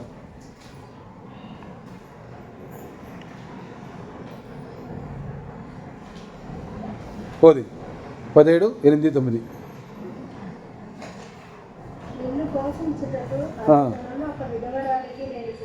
ఆమేన్. రెండో రాజుల గ్రంథంలో చూస్తున్నాం, గనురాలైన ఒక స్త్రీ ఎలీషను చేర్చుకున్నది. మొదటి రాజుల గ్రంథంలో ఎవరిక్కడ? ఒక విధవరాలు. ఇక్కడ ఎవరు చేర్చుకుంటున్నాం? ఇక్కడ ఏలియను. అక్కడ చేర్చుకున్నది ఎలీషా. ఎవరు? ఏలియా శిష్యుడు. ఎలీషానైతే గనురాలు చేర్చుకున్నది. ఏలియా ఎవరింటికి వెళ్తున్నాడు? నిన్ను పోషించుటకు అచ్చుటున్న ఒక విధురాలకి నేను సెలవిచ్చి తిని. ఏం జరిగింది ఇక్కడ? గనరాలు ఇంట్లో సంతానం లేదు, విధురాలు ఇంట్లో ఏం లేదు. ఏనిల్ల దవస ధాన్యం. తెలుగులో ఏమంటాం వాటికి? ఇంట్లో ఏం లేదు ఆమెకి. చెప్పండి, తెలుగులో ఏమైనా వస్తారు? రేషన్ అంటే మనలో ఏం ఎవరికి దవస ధాన్య ಇಲ್ಲ. తెలుగులో ఏం లేదు, రేషన్ లేదు. ఇంకా కన్నడ అచ్చు తెలుగు బియ్యం లేదు అనుకుందాం. అంటే పోషించడానికి ఆమెకి ఇంట్లో కొదువు ఉన్నది. కనిష్టము ఒక రోజుకే, ఒక పూటకే మిగిలింది. ಕೇಳಿಸ್ಕೊಳ್ರಿ. ಯೇಸುವಿನ ಸೇರಿಸ್ಕೊಂಡ್ರೆ ಏಲಿಯನನ್ನು ಸೇರಿಸಿಕೊಳ್ಳುವಂಥ ವಿಧವೆ ಮನೆಯಲ್ಲಿ ಒಂದು ದಿನಕ್ಕೆ ಮಾತ್ರ ಒಂದು ಇಡೀ ಇಟ್ಟು ಒಂದು ಮೊಗೆ ಹಣ್ಣು ಮಾತ್ರ ಉಳಿದಿದೆ. ಈ ರಾತ್ರಿ ರೊಟ್ಟಿ ಮಾಡ್ಕೊಂಡು ತಿಂದು ಬಾಗಿಲಾಕೊಂಡು ಇನ್ನೇನು ಮಾಡ್ಬೇಕು ಅವರು? ಅಷ್ಟೇ. ಎಷ್ಟು ದಿನ ಉಸಿರಾಡ್ತೀವೋ ಅಷ್ಟು ದಿನ ಇಟ್ಕೊಂಡು ಸತ್ತೋಗ್ಬೇಕಂತ ತೀರ್ಮಾನ ಮಾಡಿದ್ದಾರೆ. ಆದರೆ ಆ ಮನೆಗೆ ಹೋಗುವಂತ ಯಾರು ಹೇಳ್ತವ್ರೆ? ದೇವರು ಹೇಳ್ತವ್ರೆ. ಯಾರನ್ನು ಸೇರಿಸ್ಕೊಳ್ಬೇಕು? ಅಲ್ಲಿ ದೇವರು ಹೇಳ್ತಾರೆ, ನಾನು ನಿನ್ನನ್ನು ಸೇರಿಸಿಕೊಳ್ಳೋದಕ್ಕೆ ಒಂದು ವಿಧವೆಗೆ ಆಜ್ಞಾಪಿಸಿದ್ದೇನೆ. ಯಾರು ಆಜ್ಞಾಪಿಸಿದ್ದು? ದೇವರು ಹೇಳ್ತಾರೆ, ನಾನು ಒಬ್ಬ ವಿಧವೆಗೆ ಆಜ್ಞಾಪಿಸಿದ್ದೇನೆ, ಹೋಗು. ಆಗ ಎಲ್ಲಿಯ ಹೋದ್ರೆ ಆಯ್ತು ಹೇಳ್ತಾವಳೆ, ಇಷ್ಟೇ ಸ್ವಾಮಿ ನಮ್ಮ ಮನೆ ಇರೋದು. ಇಲ್ಲ, ಅದೇ ಕಡೆ ಗಮನಿಸ್ರಿ ಪ್ರಿಯರೇ. ಹಾಗೇನಾಯ್ತು? ಆ ಮನೆಯಲ್ಲಿ ಮಳೆ ಬರೋ ತನಕ ಇಟ್ಟು ಮುಗಿದೋಗಲಿಲ್ಲ, ಎಣ್ಣೆ ಸಾಲದ ಬರಲಿಲ್ಲ. ಸೇರಿಸಿಕೊಂಡ್ರೆ ಸಿಕ್ಕುವಂಥ ಆಶೀರ್ವಾದ. ಒನೇಸಿಮನನ್ನು ಫಿಲೋಮನ ಸೇರಿಸಿಕೊಂಡ್ರೆ ಸಿಕ್ಕುವಂಥ ಆಶೀರ್ವಾದ. ಚಿಕ್ಕವರನ್ನು, ಚಿಕ್ಕ ಮಕ್ಕಳನ್ನು, ಅಲ್ಪರಾದವರನ್ನು ಇನ್ನೂ ಯಾರನ್ನ ಸೇರಿಸ್ಕೊಳ್ಬೇಕೆಂಬುದಾಗಿ ನಾವು ನೋಡುವಾಗ ಪ್ರಿಯರೇ ಗಮನಿಸ್ರಿ. ರೋಮ 16:4 ರೋಮೇಲ್ ರಾసిన ಪತ್ರಿಕಾ ಕೊತ್ತ ನಿಬಂಧನ.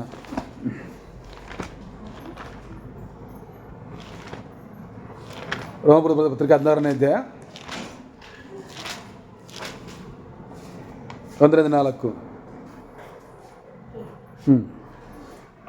ನಾನು ನಿಮ್ಮ ಬಳಿಗೆ ಕಳುಹಿಸುವ ನಮ್ಮ ಸಹೋದರಿಯಾದ ಕೊಯ್ಬೆಯನ್ನು ಪ್ರೀತಿಯಿಂದ ಅಂಗೀಕರಿಸಿದೆ. ಆಕೆಯು ಕೆಂಕ್ರೆಯ ಪಟ್ಟಣದಲ್ಲಿರುವ ಸಭೆಯ ಸೇವಕಳಾಗಿದ್ದು. ఎవరు చేర్చుకోవాలంటే ఇక్కడ ನೀವು ಆಕೆಯನ್ನು ಕರ್ತನ ಶಿಷ್ಯಳೆಂದು ದೇವಜನ ತಕ್ಕ ಹಾಗೆ ಸೇರಿಸಿಕೊಂಡು ಸೇವಕರ ಇಂట్లో చేర్చుకోవాలా.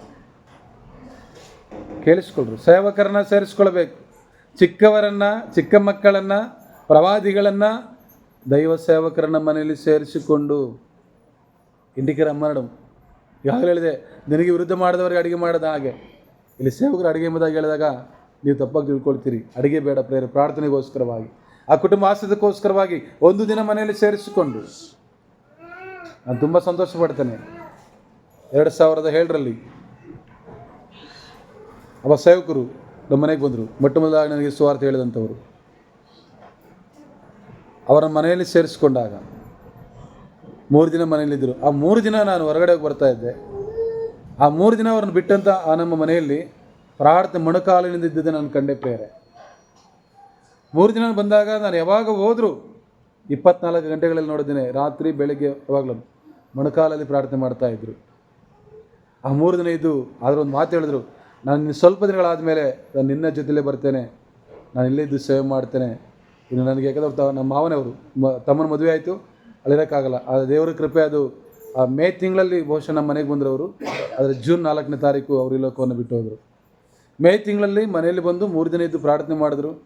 ತುಂಬ ಸಂತೋಷ ಆಯಿತು. ಆದರೆ ಜೂನ್ 4ನೇ ತಾರೀಕು ಅವರು ಈ ಲೋಕವನ್ನು ಬಿಟ್ಟು ಹೋದರು. ಇದನ್ನು ಯಾಕೆ ಹೇಳ್ತೇನೆ ಅಂದರೆ, ಅವ್ರು ಮಾಡಿದ ಒಂದು ಪ್ರಾರ್ಥನೆ, ಅವ್ರು ಹಾಕಿದ ಕಣ್ಣೀರು. ಯಾಕೆಂದರೆ ಒಬ್ಬ ಸೇವಕನು ನಮಗೋಸ್ಕರ ಬಂದು ಪ್ರಾರ್ಥನೆ ಮಾಡಿದಾಗ ಪ್ರೇರೆ, ಆ ಮನೆಗೆ, ಸಭೆಗೆ ಆಶೀರ್ವಾದ. ನಿನ್ನ ಆಹಾರವನ್ನು ನೀರಿನ ಮೇಲೆ ಚೆಲ್ಲು, ಅದು ಬಹು ದಿವಸಗಳಾದ ಮೇಲೆ ಫಲಿಸುವುದು. ಕಳೆದ ಸಲ ನಾನು ಇಬ್ಬರು ಸಭೆಗೆ ಹೋಗಿದ್ದೆ, ಈ ತಿಂಗಳ ಮೊದಲನೇ ವಾರದಲ್ಲಿ.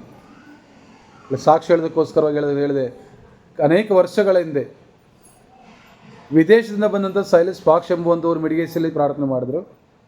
ಆದಮೇಲೆ ಆ ಇಬ್ಲೂರು ಸಭೆಯ ಸೇವಕರು ಜಾನ್ ಪ್ರಸಾದ್ ಅವರ ತಂದೆ ವೆಂಕಟರಮಣ್ ಎಂಬುದಾಗಿ ಈ ಮಿಡಿಗೇಸಿಯಲ್ಲಿ ಕೆಲಸ ಮಾಡ್ತಾ ಪ್ರಾರ್ಥನೆ ಮಾಡಿದರು. ಇವರೆಲ್ಲರೂ ಮಾಡಿದ ಪ್ರಾರ್ಥನೆ ಇವತ್ತು ಮಿಡಿಗೇಸಿಯಲ್ಲಿ ಒಂದು ಸಭೆ ಇದೆ. ಇಬ್ಳೂರು ಸಭೆಗೆ ತುಂಬ ಥ್ಯಾಂಕ್ಸ್ ಅಂತ ನಾನು ಹೇಳಿದೆ. ಪ್ರೇ ದೇವ್ ಜನರು ಯಾಕೆ ಹೇಳ್ತೀನಿ ಅಂದರೆ, ನಾವು ನಮ್ಮ ಮನೆಗಳಲ್ಲಿ ಮೊದಲನೇದಾಗಿ ಯಾರನ್ನು ಸೇರಿಸ್ಕೊಳ್ಬೇಕು? ಚಿಕ್ಕವರನ್ನು, ಚಿಕ್ಕ ಮಕ್ಕಳನ್ನು, ದೇವರ ಸೇವಕರನ್ನು ಸೇರಿಸಬೇಕು.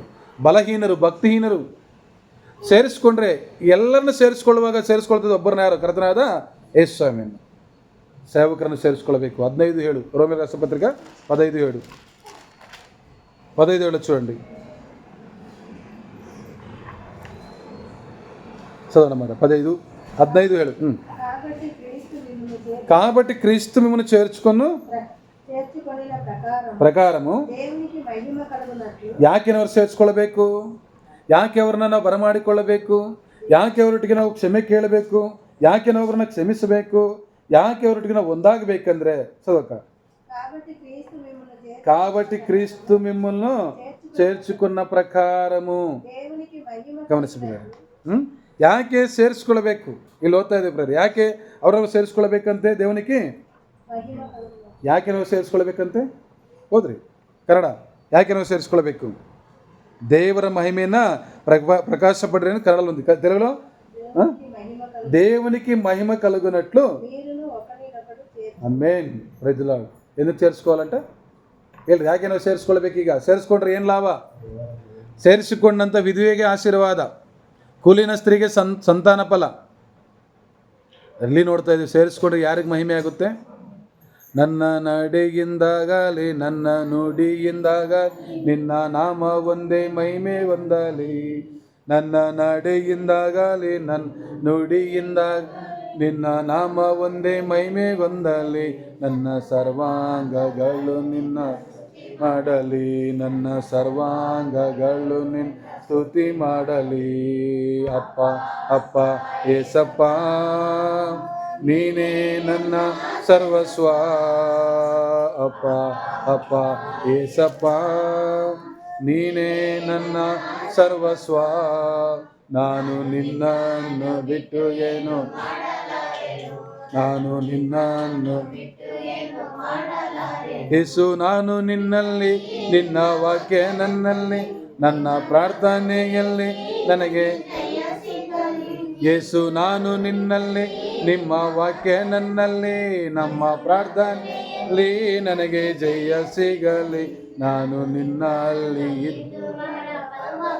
ಹೇಳ್ರಿ, ನಾನು ನಿಮ್ಮಲ್ಲಿ ಇದ್ದು ಫಲವ ಕೊಡುವೆನು. ಅಪ್ಪ ಅಪ್ಪ ಏಸಪ್ಪ ನೀನೇ ನನ್ನ ಸರ್ವಸ್ವ. ಅಪ್ಪ ಅಪ್ಪ ಏಸಪ್ಪ ನೀನೇ ನನ್ನ ಸರ್ವಸ್ವ. ನಾನು ನಿನ್ನನ್ನು ಬಿಟ್ಟು ಏನು ಲಾರೆನು. ನಾನು ಭಕ್ತ ಪೌಲನು ಇಬ್ರಿಗೆ ಹೇಳ್ತಾನೆ. ಇಬ್ರಿಗೆ ಬರೆದ ಪತ್ರಿಕೆ 6:10. ಇಬ್ರಿಯ ರಾಷ್ಟ್ರ ಪತ್ರಿಕೆ 6:10 ಓದಿ. ಇಬ್ರಿ 6:10. ನೀವು ದೇವಜನ ಉಪಚಾರ ಮಾಡಿದಿರಿ, ಇನ್ನೂ ಮಾಡುತ್ತಾ ಇದ್ದೀರಿ. ಈ ಕೆಲಸವನ್ನು ಇದರಲ್ಲಿ ನೀವು ದೇವರ ನಾಮದ ತೋರಿಸಿದ ಪ್ರೀತಿಯನ್ನು అన్యాయస్తుడు కాడు. అన్యాయమైందా? గనులు అనే స్త్రీ ఎలీషాని ఇంట్లో చేర్చుకుంది, భోజనం ఇచ్చింది. అంతేకాదు, ఏం చేసింది? మేడ గద కట్టింది కదా. ఇంకా కట్టిందంటే అక్కడ ఉండడానికి అన్నీ కావాల్సింది కదా, అన్నీ సిద్ధపరిచింది. నష్టపోయిందా? నష్టపోయిందా? ఆశీర్వాదం పొందింది. విధురాలు ఇంట్లో చేర్చుకుంది. నష్టపోయిందా ఆమె? మరి సేవకులను ఇంట్లో చేర్చుకుంటే, దేవుని బిడ్డలను ఇంట్లో చేర్చుకుంటే, దేవుని సంఘానికి దూరమైన వారిని, తప్పిపోయిన వారిని తీసుకొస్తే, నువ్వు చేసే పనికి మరవడానికి ఆయన ఎవరు కాదు? అన్యాయస్తుడు కాదు. వెతుకుదామಾ? ಹುಡ್ಕೊಂಡ್ರ? ಯಾರು ಸಭೆಗೆ ಬರಲಿಲ್ಲ, ಸ್ವಲ್ಪ ಟೈಮ್ ತಗೊಂಡು ಯಾರನ್ನೋ ನೋಡಲಿಲ್ಲ ಅಂತ ಅವ್ರಿಗೋಸ್ಕರ ಎಲ್ಲೆಲ್ಲೋ ಹೋಗ್ತೀವಿ. ಕೇಳಿಸ್ಕೊಂಡು, ಅಯ್ಯೋ ಇವತ್ತು ಅವ್ರು ಮಾತಾಡಿಸ್ಲಿಲ್ಲ, ಅವ್ರ ಮನೆ ಹತ್ರ ಹೋಗಲಿಲ್ಲ, ಏನಾದರೂ ಮಾಡಿ ಒಂದು ಟೈಮ್ ತೊಗೊಂಡು ಅವ್ರ ಮನೆಗೆ ಹೋಗ್ತೇವೆ. ಒಳ್ಳೇದು ಬೇಕು. ಅದೇ ದೇವ್ರ ಮಕ್ಕಳು ಸಭೆಗೆ ಯಾರು ಬರ್ತಾ ಇಲ್ಲ, ಎಷ್ಟು ದಿನ ಆಯಿತು, ಯಾಕೆ ಬಂದಿಲ್ಲ? ಸಭೆಯಲ್ಲಿ ಅನೌನ್ಸ್ ಮಾಡ್ತಾ ಇರ್ತೇವೆ. ಈಗ ಕಳೆದ ವಾರ ಹೇಳಿದ್ರು, ವಿಜಯಮ್ಮಕ್ಕ ಅವರ ಬಿದ್ದು ಮೊಣಕಾಲು ನೋವಾಗಿದೆ, ನನ್ನ ಸಮೇತವಾಗಿ. ಎಷ್ಟು ಜನ ಆಕೆಯನ್ನು ಹುಡ್ಕೊಂಡು ಹೋಗಿ ಕೇಳಿ ಬಂದಿದ್ದೀವಿ. ಅನೇಕರು ಕೊರತೆಯಲ್ಲಿದ್ದಾರೆ. ಪ್ರೇರಿದು ಸಭೆಗೆ ಸಂಬಂಧಪಟ್ಟಿದ್ದು ಅವ್ರು ಯಾರೇ ಆಗಿರಬೇಕು. ಈಗ ಆಗಿದೆ ಅಂತ ಹತ್ತಿರದಲ್ಲಿದ್ದರೆ ಹೋಗಿ ಮಾತಾಡಿಸಿ ಯಾರು ಹಾಸಿಗೆಯಲ್ಲಿದ್ದಾರೆ, ಯಾರು ಬಲಹೀನರಾಗಿದ್ದಾರೆ. ಸಭೆಗೆ ಗೊತ್ತಾಗದಿದ್ದರೆ ಕಷ್ಟ ಆಗುತ್ತೆ. ಸಭೆಗೆ ತಿಳಿಸಿದ ಮೇಲೆ, ನಮ್ಮ ಕಿವಿಗೆ ಬಿದ್ದ ಮೇಲೆ ಹೋಗಿ ಕನಿಷ್ಠ ಪಕ್ಷ ಹೋಗೋದಕ್ಕಿಂತ ಮುಂಚೆ ನೀನಿರುವ ಸ್ಥಳದಲ್ಲಿ ನೀನು ಪ್ರಾರ್ಥನೆ ಮಾಡುವಾಗ ಆ ಹೆಸರಿಗೋಸ್ಕರ ಯಾವ ರೀತಿ ಪ್ರಾರ್ಥನೆ ಮಾಡಿದ್ದಿ? ಪ್ರಾರ್ಥನೆ ವಿಷಯ ಪ್ರೇಯರ್. ಈಗ ಅನೇಕರು ನನಗೆ ಹುಡ್ಕೊಂಡು ಹೋಗ್ತಾರೆ, ಪ್ರಾರ್ಥನೆ ಮಾಡ್ತಾರೆ. ಕಳೆದ ನಿನ್ನೆ ದಿನ ಒಂದು ಫೋಟೋ ಬಂತು ನಮಗೆ. ಆ ದಾನಪ್ಪ ಎಂಬುದಾಗಿ ಗದಗ್ನಲ್ಲಿ ಸೇವೆ ಮಾಡ್ತಾರೆ. ಫೇಸ್ಬುಕ್ಕಲ್ಲಿ ಪರಿಚಯ ಆಗಿದ್ದರು, ಫೋನ್ ನಂಬರ್ ಸಿಕ್ಕಿತ್ತು. ಕಳೆದ ವಾರ ನಾನು ಹೊಸಪೇಟೆಗೆ ಹೋದಾಗ ಅವರು ಸುಮಾರು ಸರಿ ಕೇಳ್ತಾಯಿದ್ರು, ನಿಮ್ಮನ್ನು ಮುಖಾಮುಖಿಗೆ ನೋಡಬೇಕು. ನಾನು ಹೊಸಪೇಟೆಗೆ ಬರ್ತಾ ಇದ್ದೀನಿ, ಅಲ್ಲಿಗೆ ಬಂದರು ಅವರು. ಅದು ನಿನ್ನೆ ನೋಡಿದ್ರೆ ಅವರಿಗೆ ಬ್ರೈನ್ ಸ್ಟ್ರೋಕ್ ಆಗಿ ಹಾಸ್ಪಿಟಲಿದ್ದಾರೆ. ಅವರು ಫೋಟೋ ಹಾಕಲಿಲ್ಲ, ಫೇಸ್ಬುಕ್ಕಲ್ಲಿ ಮತ್ತೆ ಬಂದು ಅವ್ರ ಫೋಟೋ. ರಾತ್ರಿ 10 ಗಂಟೆಯಲ್ಲಿ ಫೋನ್ ಮಾಡಿ ಅವ್ರನ್ನ ಮಾತಾಡಿಸಿದೆ. ನಾನು ಮಾತಾಡಿಸ್ದೆ ಅಂತ ಹೇಳ್ತಾ ಇಲ್ಲ, ಪ್ರೀತಿ ಪ್ರಾರ್ಥನೆ ಮಾಡಿದೆ. ತುಂಬ ದುಃಖ ಆಯಿತು. ದೇವ್ ಜನರೇ, ದಯಮಾಡಿ ದೇವರು ನಮ್ಮನ್ನು ಭೂಲೋಕದಲ್ಲಿ ಇಟ್ಟಿದ್ದಾನೆ ಪ್ರಾರ್ಥನೆ ವೀರರನ್ನಾಗಿ. ಯಾಕೆ ಸ್ವಾಮಿ ನಮ್ಮನ್ನು ಇಟ್ಟಿದ್ದಾನೆ? ಮೊದಲು ಪ್ರಾರ್ಥನೆ ಮಾಡಿರಿ. ಪ್ರಾರ್ಥನೆ ಇದ್ದವನು ಕೇಳಿಸ್ಕೊಳ್ರಿ, ಪ್ರಾರ್ಥನೆ ಮಾಡುವವನು ಪಾಪ ಮಾಡುವುದಿಲ್ಲ, ಪಾಪ ಮಾಡುವಂಥವನು ಪ್ರಾರ್ಥನೆ ಮಾಡಲ್ಲ. ಒನೇಸಿಮನನ್ನು ಸೇರಿಸಿಕೊಳ್ಳುವಾಗೆ ಪೌಲನ ಪ್ರೇರೇಪಣೆ ಇದೆ. ನಾವು ಮಾಡುವ ಪ್ರತಿ ಕರ್ತನ ನಿಮಿತ್ತವಾಗಿ ಮಾಡುವಂಥ ಪ್ರತಿಯೊಂದು ಪ್ರಯಾಸಕ್ಕೂ, ನೀನು ಸತ್ಕಾರ ಮಾಡಿದ್ರೆ ದೇವರ ಸೇವೆಗಾಗಿ ನೀನು ಎಷ್ಟು ಕೊಟ್ಟರು, ದೇವರ ಮಕ್ಕಳಿಗೋಸ್ಕರವಾಗಿ ನೀನೇನೇ ಪ್ರಯಾಸಪಟ್ಟರು, ಅಗೋ ಕುಲಿನ ಸ್ತ್ರೀಯು ಅಥವಾ ಘನವಂತಳಾದ ಶ್ರೀಮಂತಳ ಸ್ತ್ರೀಯು ಮನೆಯ ಮೇಲೆ ಕೋಣೆಯನ್ನು ಕಟ್ಟಿಸಿದರು. ಅವಳಿಗೆ ಹಣವಿತ್ತು, ಆಸ್ತಿ ಇತ್ತು, ಆದರೆ ಏನಿರಲಿಲ್ಲ? ಸಂತಾನ ಫಲವಿರಲಿಲ್ಲ. ಏನಿರಲಿಲ್ಲ? ಈಗ ಸಿಗ್ತಾ ಇಲ್ವಾ? ಬೇಕಾಗಿದ್ದು ಯಾವುದು? ಮುಖ್ಯವಾಗಿ ಸಂತಾನ ಫಲನೇ ಮುಖ್ಯವಾದನ್ನು ಕಳೆದುಕೊಂಡಿದ್ಲು. ಅದು ಯಾವಾಗ ದೇವ್ರ ಮಕ್ಕಳನ್ನು ಪ್ರೀತಿ ಮಾಡಲ್ಲೋ, ಯಾವಾಗ ಆ ಸೇವಕನ ಇಂట్లో చేర్చుకున్నదో, ఇంట్లో స్థలం ఇచ్చిందో, ఆమె ఇల్లు వెలుగైందా లేదా? ఇల్లు వెలిగించింది. చేర్చుకోవడంలో ఉన్న లాభం, చేర్చుకుంటే వచ్చే దీవెన, చేర్చుకుంటే వచ్చే ఆశీర్వాదాన్ని మనం పోగొట్టుకుంటున్నాం, తెలియదు. ಪರಿಶುದ್ಧ ಗ್ರಂಥంలో ತೇಟగా ರಾಯಬడింది చేర్చుకున్న వారిని ಬರೆಯಲು ಪಟ್ಟಿದೆ ಪ್ರೇರೆ. ಮುಂದೆ ನೋಡೋಣ. ಮಾರ್ಕು 9:41. ಮಾರ್ಕನ ಸುವಾರ್ತೆ 9:41. ಓದಿ. ನೀವು ಕ್ರಿಸ್ತನವರೆಂದು ನಿಮಗೆ ಯಾವನಾದರೂ ಒಂದು ತಂಬಿಗೆ ನೀರನ್ನು ಕುಡಿದಕ್ಕೆ ಕೊಟ್ಟರೆ, ಆಮೇಲೇನು? ಬರತಕ್ಕ ಪ್ರತಿಫಲ ಅವನಿಗೆ ತಪ್ಪುವುದಿಲ್ಲವೆಂದು ನಿಮಗೆ ಸತ್ಯವಾಗಿ ಹೇಳುತ್ತೇನೆ. ಮತ್ತು ನಂಬುವ ಈ ಚಿಕ್ಕವರಲ್ಲಿ ಒಬ್ಬನಿಗೆ ಯಾವನಾದರೂ ಅಡ್ಡಿಯಾದರೆ ಎಂಬುದಾಗಿ ನೋಡ್ತಾರೆ. ಅಡ್ಡಿಯಾದರೆ ಅಂಥವನ ಕೊರಳಿಗೆ ಬೀಸುವ ಕಲ್ಲು ಕಟ್ಟಿ ಅವನ ಸಮುದ್ರದಲ್ಲಿ ಹಾಕಿದರು ಅವನಿಗೆ ಲೇಸು ಎಂಬುದಾಗಿ ನಾವು ನೋಡ್ತಾ ಇದ್ದೇವೆ ಪ್ರೇರೆ. 1 ಪೇತ್ರ 4:9. ಪೇತ್ರ ಮೊದಲ ಪತ್ರಿಕೆ 4:9.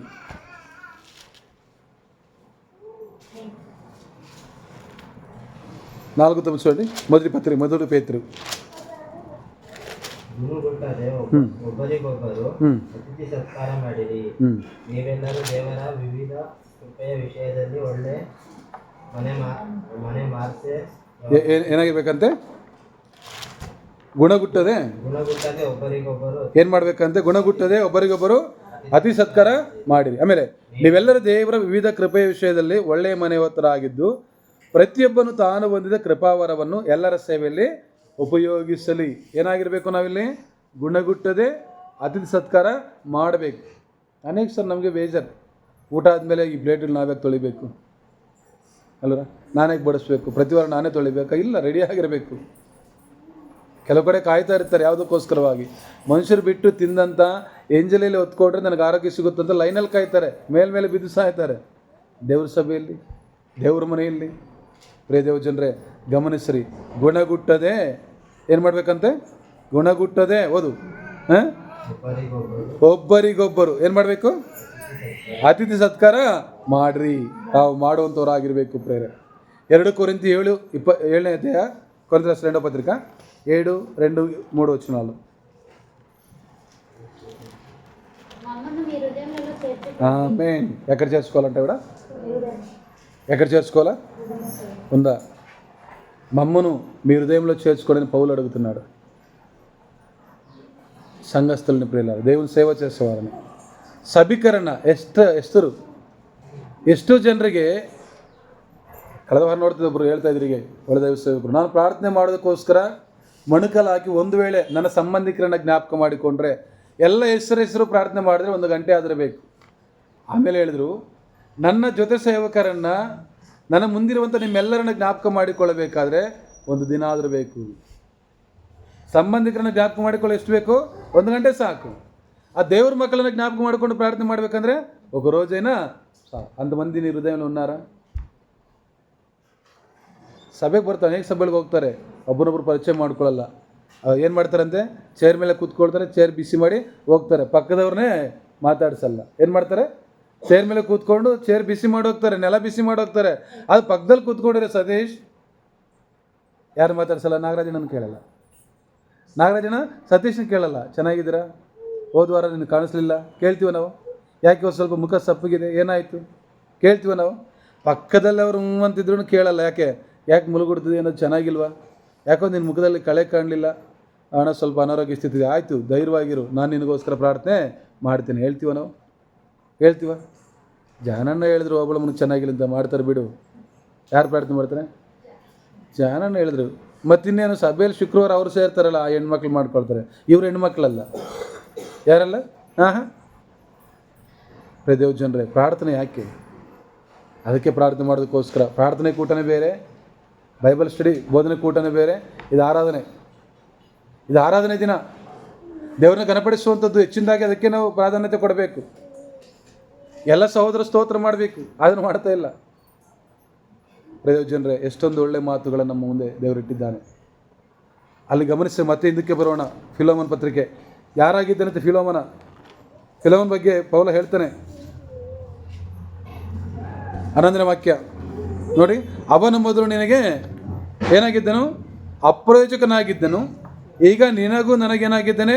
ప్రయోజకనాగిద్దని. ఒకప్పుడు అప్రయోజకుడు, అనర్హుడు, పనికి మాలినవాడు, తెలియకుండా ఆ రోజులేమో తప్పు చేశాడు, మనకు విరోధంగా మాట్లాడాడు, మనల్ని నొప్పించాడు. అయినా పర్వాలేదు, అని క్షమించు. ಎಂತ ಒಳ್ಳೆ ಮಾತು ಹೇಳ್ತಾವನೆ. ಮೊದಲು ನಿನಗೂ ಅಪ್ರಯೋಜಕನು. ಏನು ಹೇಳ್ತಾನಲ್ಲಿ? ನಿನಗೆ ಅಪ್ರಯೋಜಕನಾಗಿದ್ದನು, ಈಗ ನಿನಗೂ ನನಗೂ ಪ್ರಯೋಜಕನಾಗಿದ್ದಾನೆ. ಅವನು ನನಗೆ ಪ್ರಾಣದಂತಿದ್ದರು, ಅವನನ್ನು ನಿನ್ನ ಬಳಿ ಹಿಂದಕ್ಕೆ ಕಳಿಸಿಕೊಟ್ಟಿದ್ದೇನೆ. నాకు ప్రాణంగా ఉన్నాడు. ಇಲ್ಲಿ ಕೇಳಿಸ್ಕೊಳ್ರು. ಕೆಲವು ಸಭೆಗಳು ಸೇವಕರು ಸಿಕ್ಕಿದ್ರೆ ಸಾಕು, ಇಲ್ಲೇ ಇದ್ಬಿಡು, ಅಲ್ಲೇನು ಹೋಗ್ಬೇಡ ಅಂತ ಹೇಳ್ತಾರೆ. అల్లే పౌలు హంగి వెళ్తా ಇಲ್ಲ. నాకు దొరికాడు, నాకు ప్రాణంగా ఉన్నాడు. కానీ అక్కడ గమనించండి, ನಾನು ಸುವಾರ್ತೆ ನಿಮಿತ್ತ ಸೆರೆಯಲ್ಲಿರಲಾಗಿ ನಿನಗೆ ಬದಲಾಗಿ ಅವನು ನನಗೆ ಉಪಚಾರ ಮಾಡುವಂತೆ ಅವನನ್ನು ನನ್ನ ಬಳಿಯಲ್ಲಿ ಇಟ್ಟುಕೊಳ್ಳಬೇಕೆಂದು ಯೋಚಿಸಿದ್ದೆನು. ಆದರೆ ನಿನ್ನ ಉಪಕಾರವು ಬಲಾತ್ಕಾರದಿಂದಾಗದೆ ಮನಃಪೂರ್ವಕ ಇರಬೇಕೆಂದು ಯೋಚಿಸಿ ನಿನ್ನ ಸಮ್ಮತಿ ಇಲ್ಲದೆ ಏನು ಮಾಡೋದಕ್ಕೂ ನನಗೆ ಇಷ್ಟವಿಲ್ಲ. ಇರೋ ಸಂಘಲ್ಲ ಕೂಡ ಇದೆ ರಾಯಬಾಡಿದ ಪ್ರಿಯರ.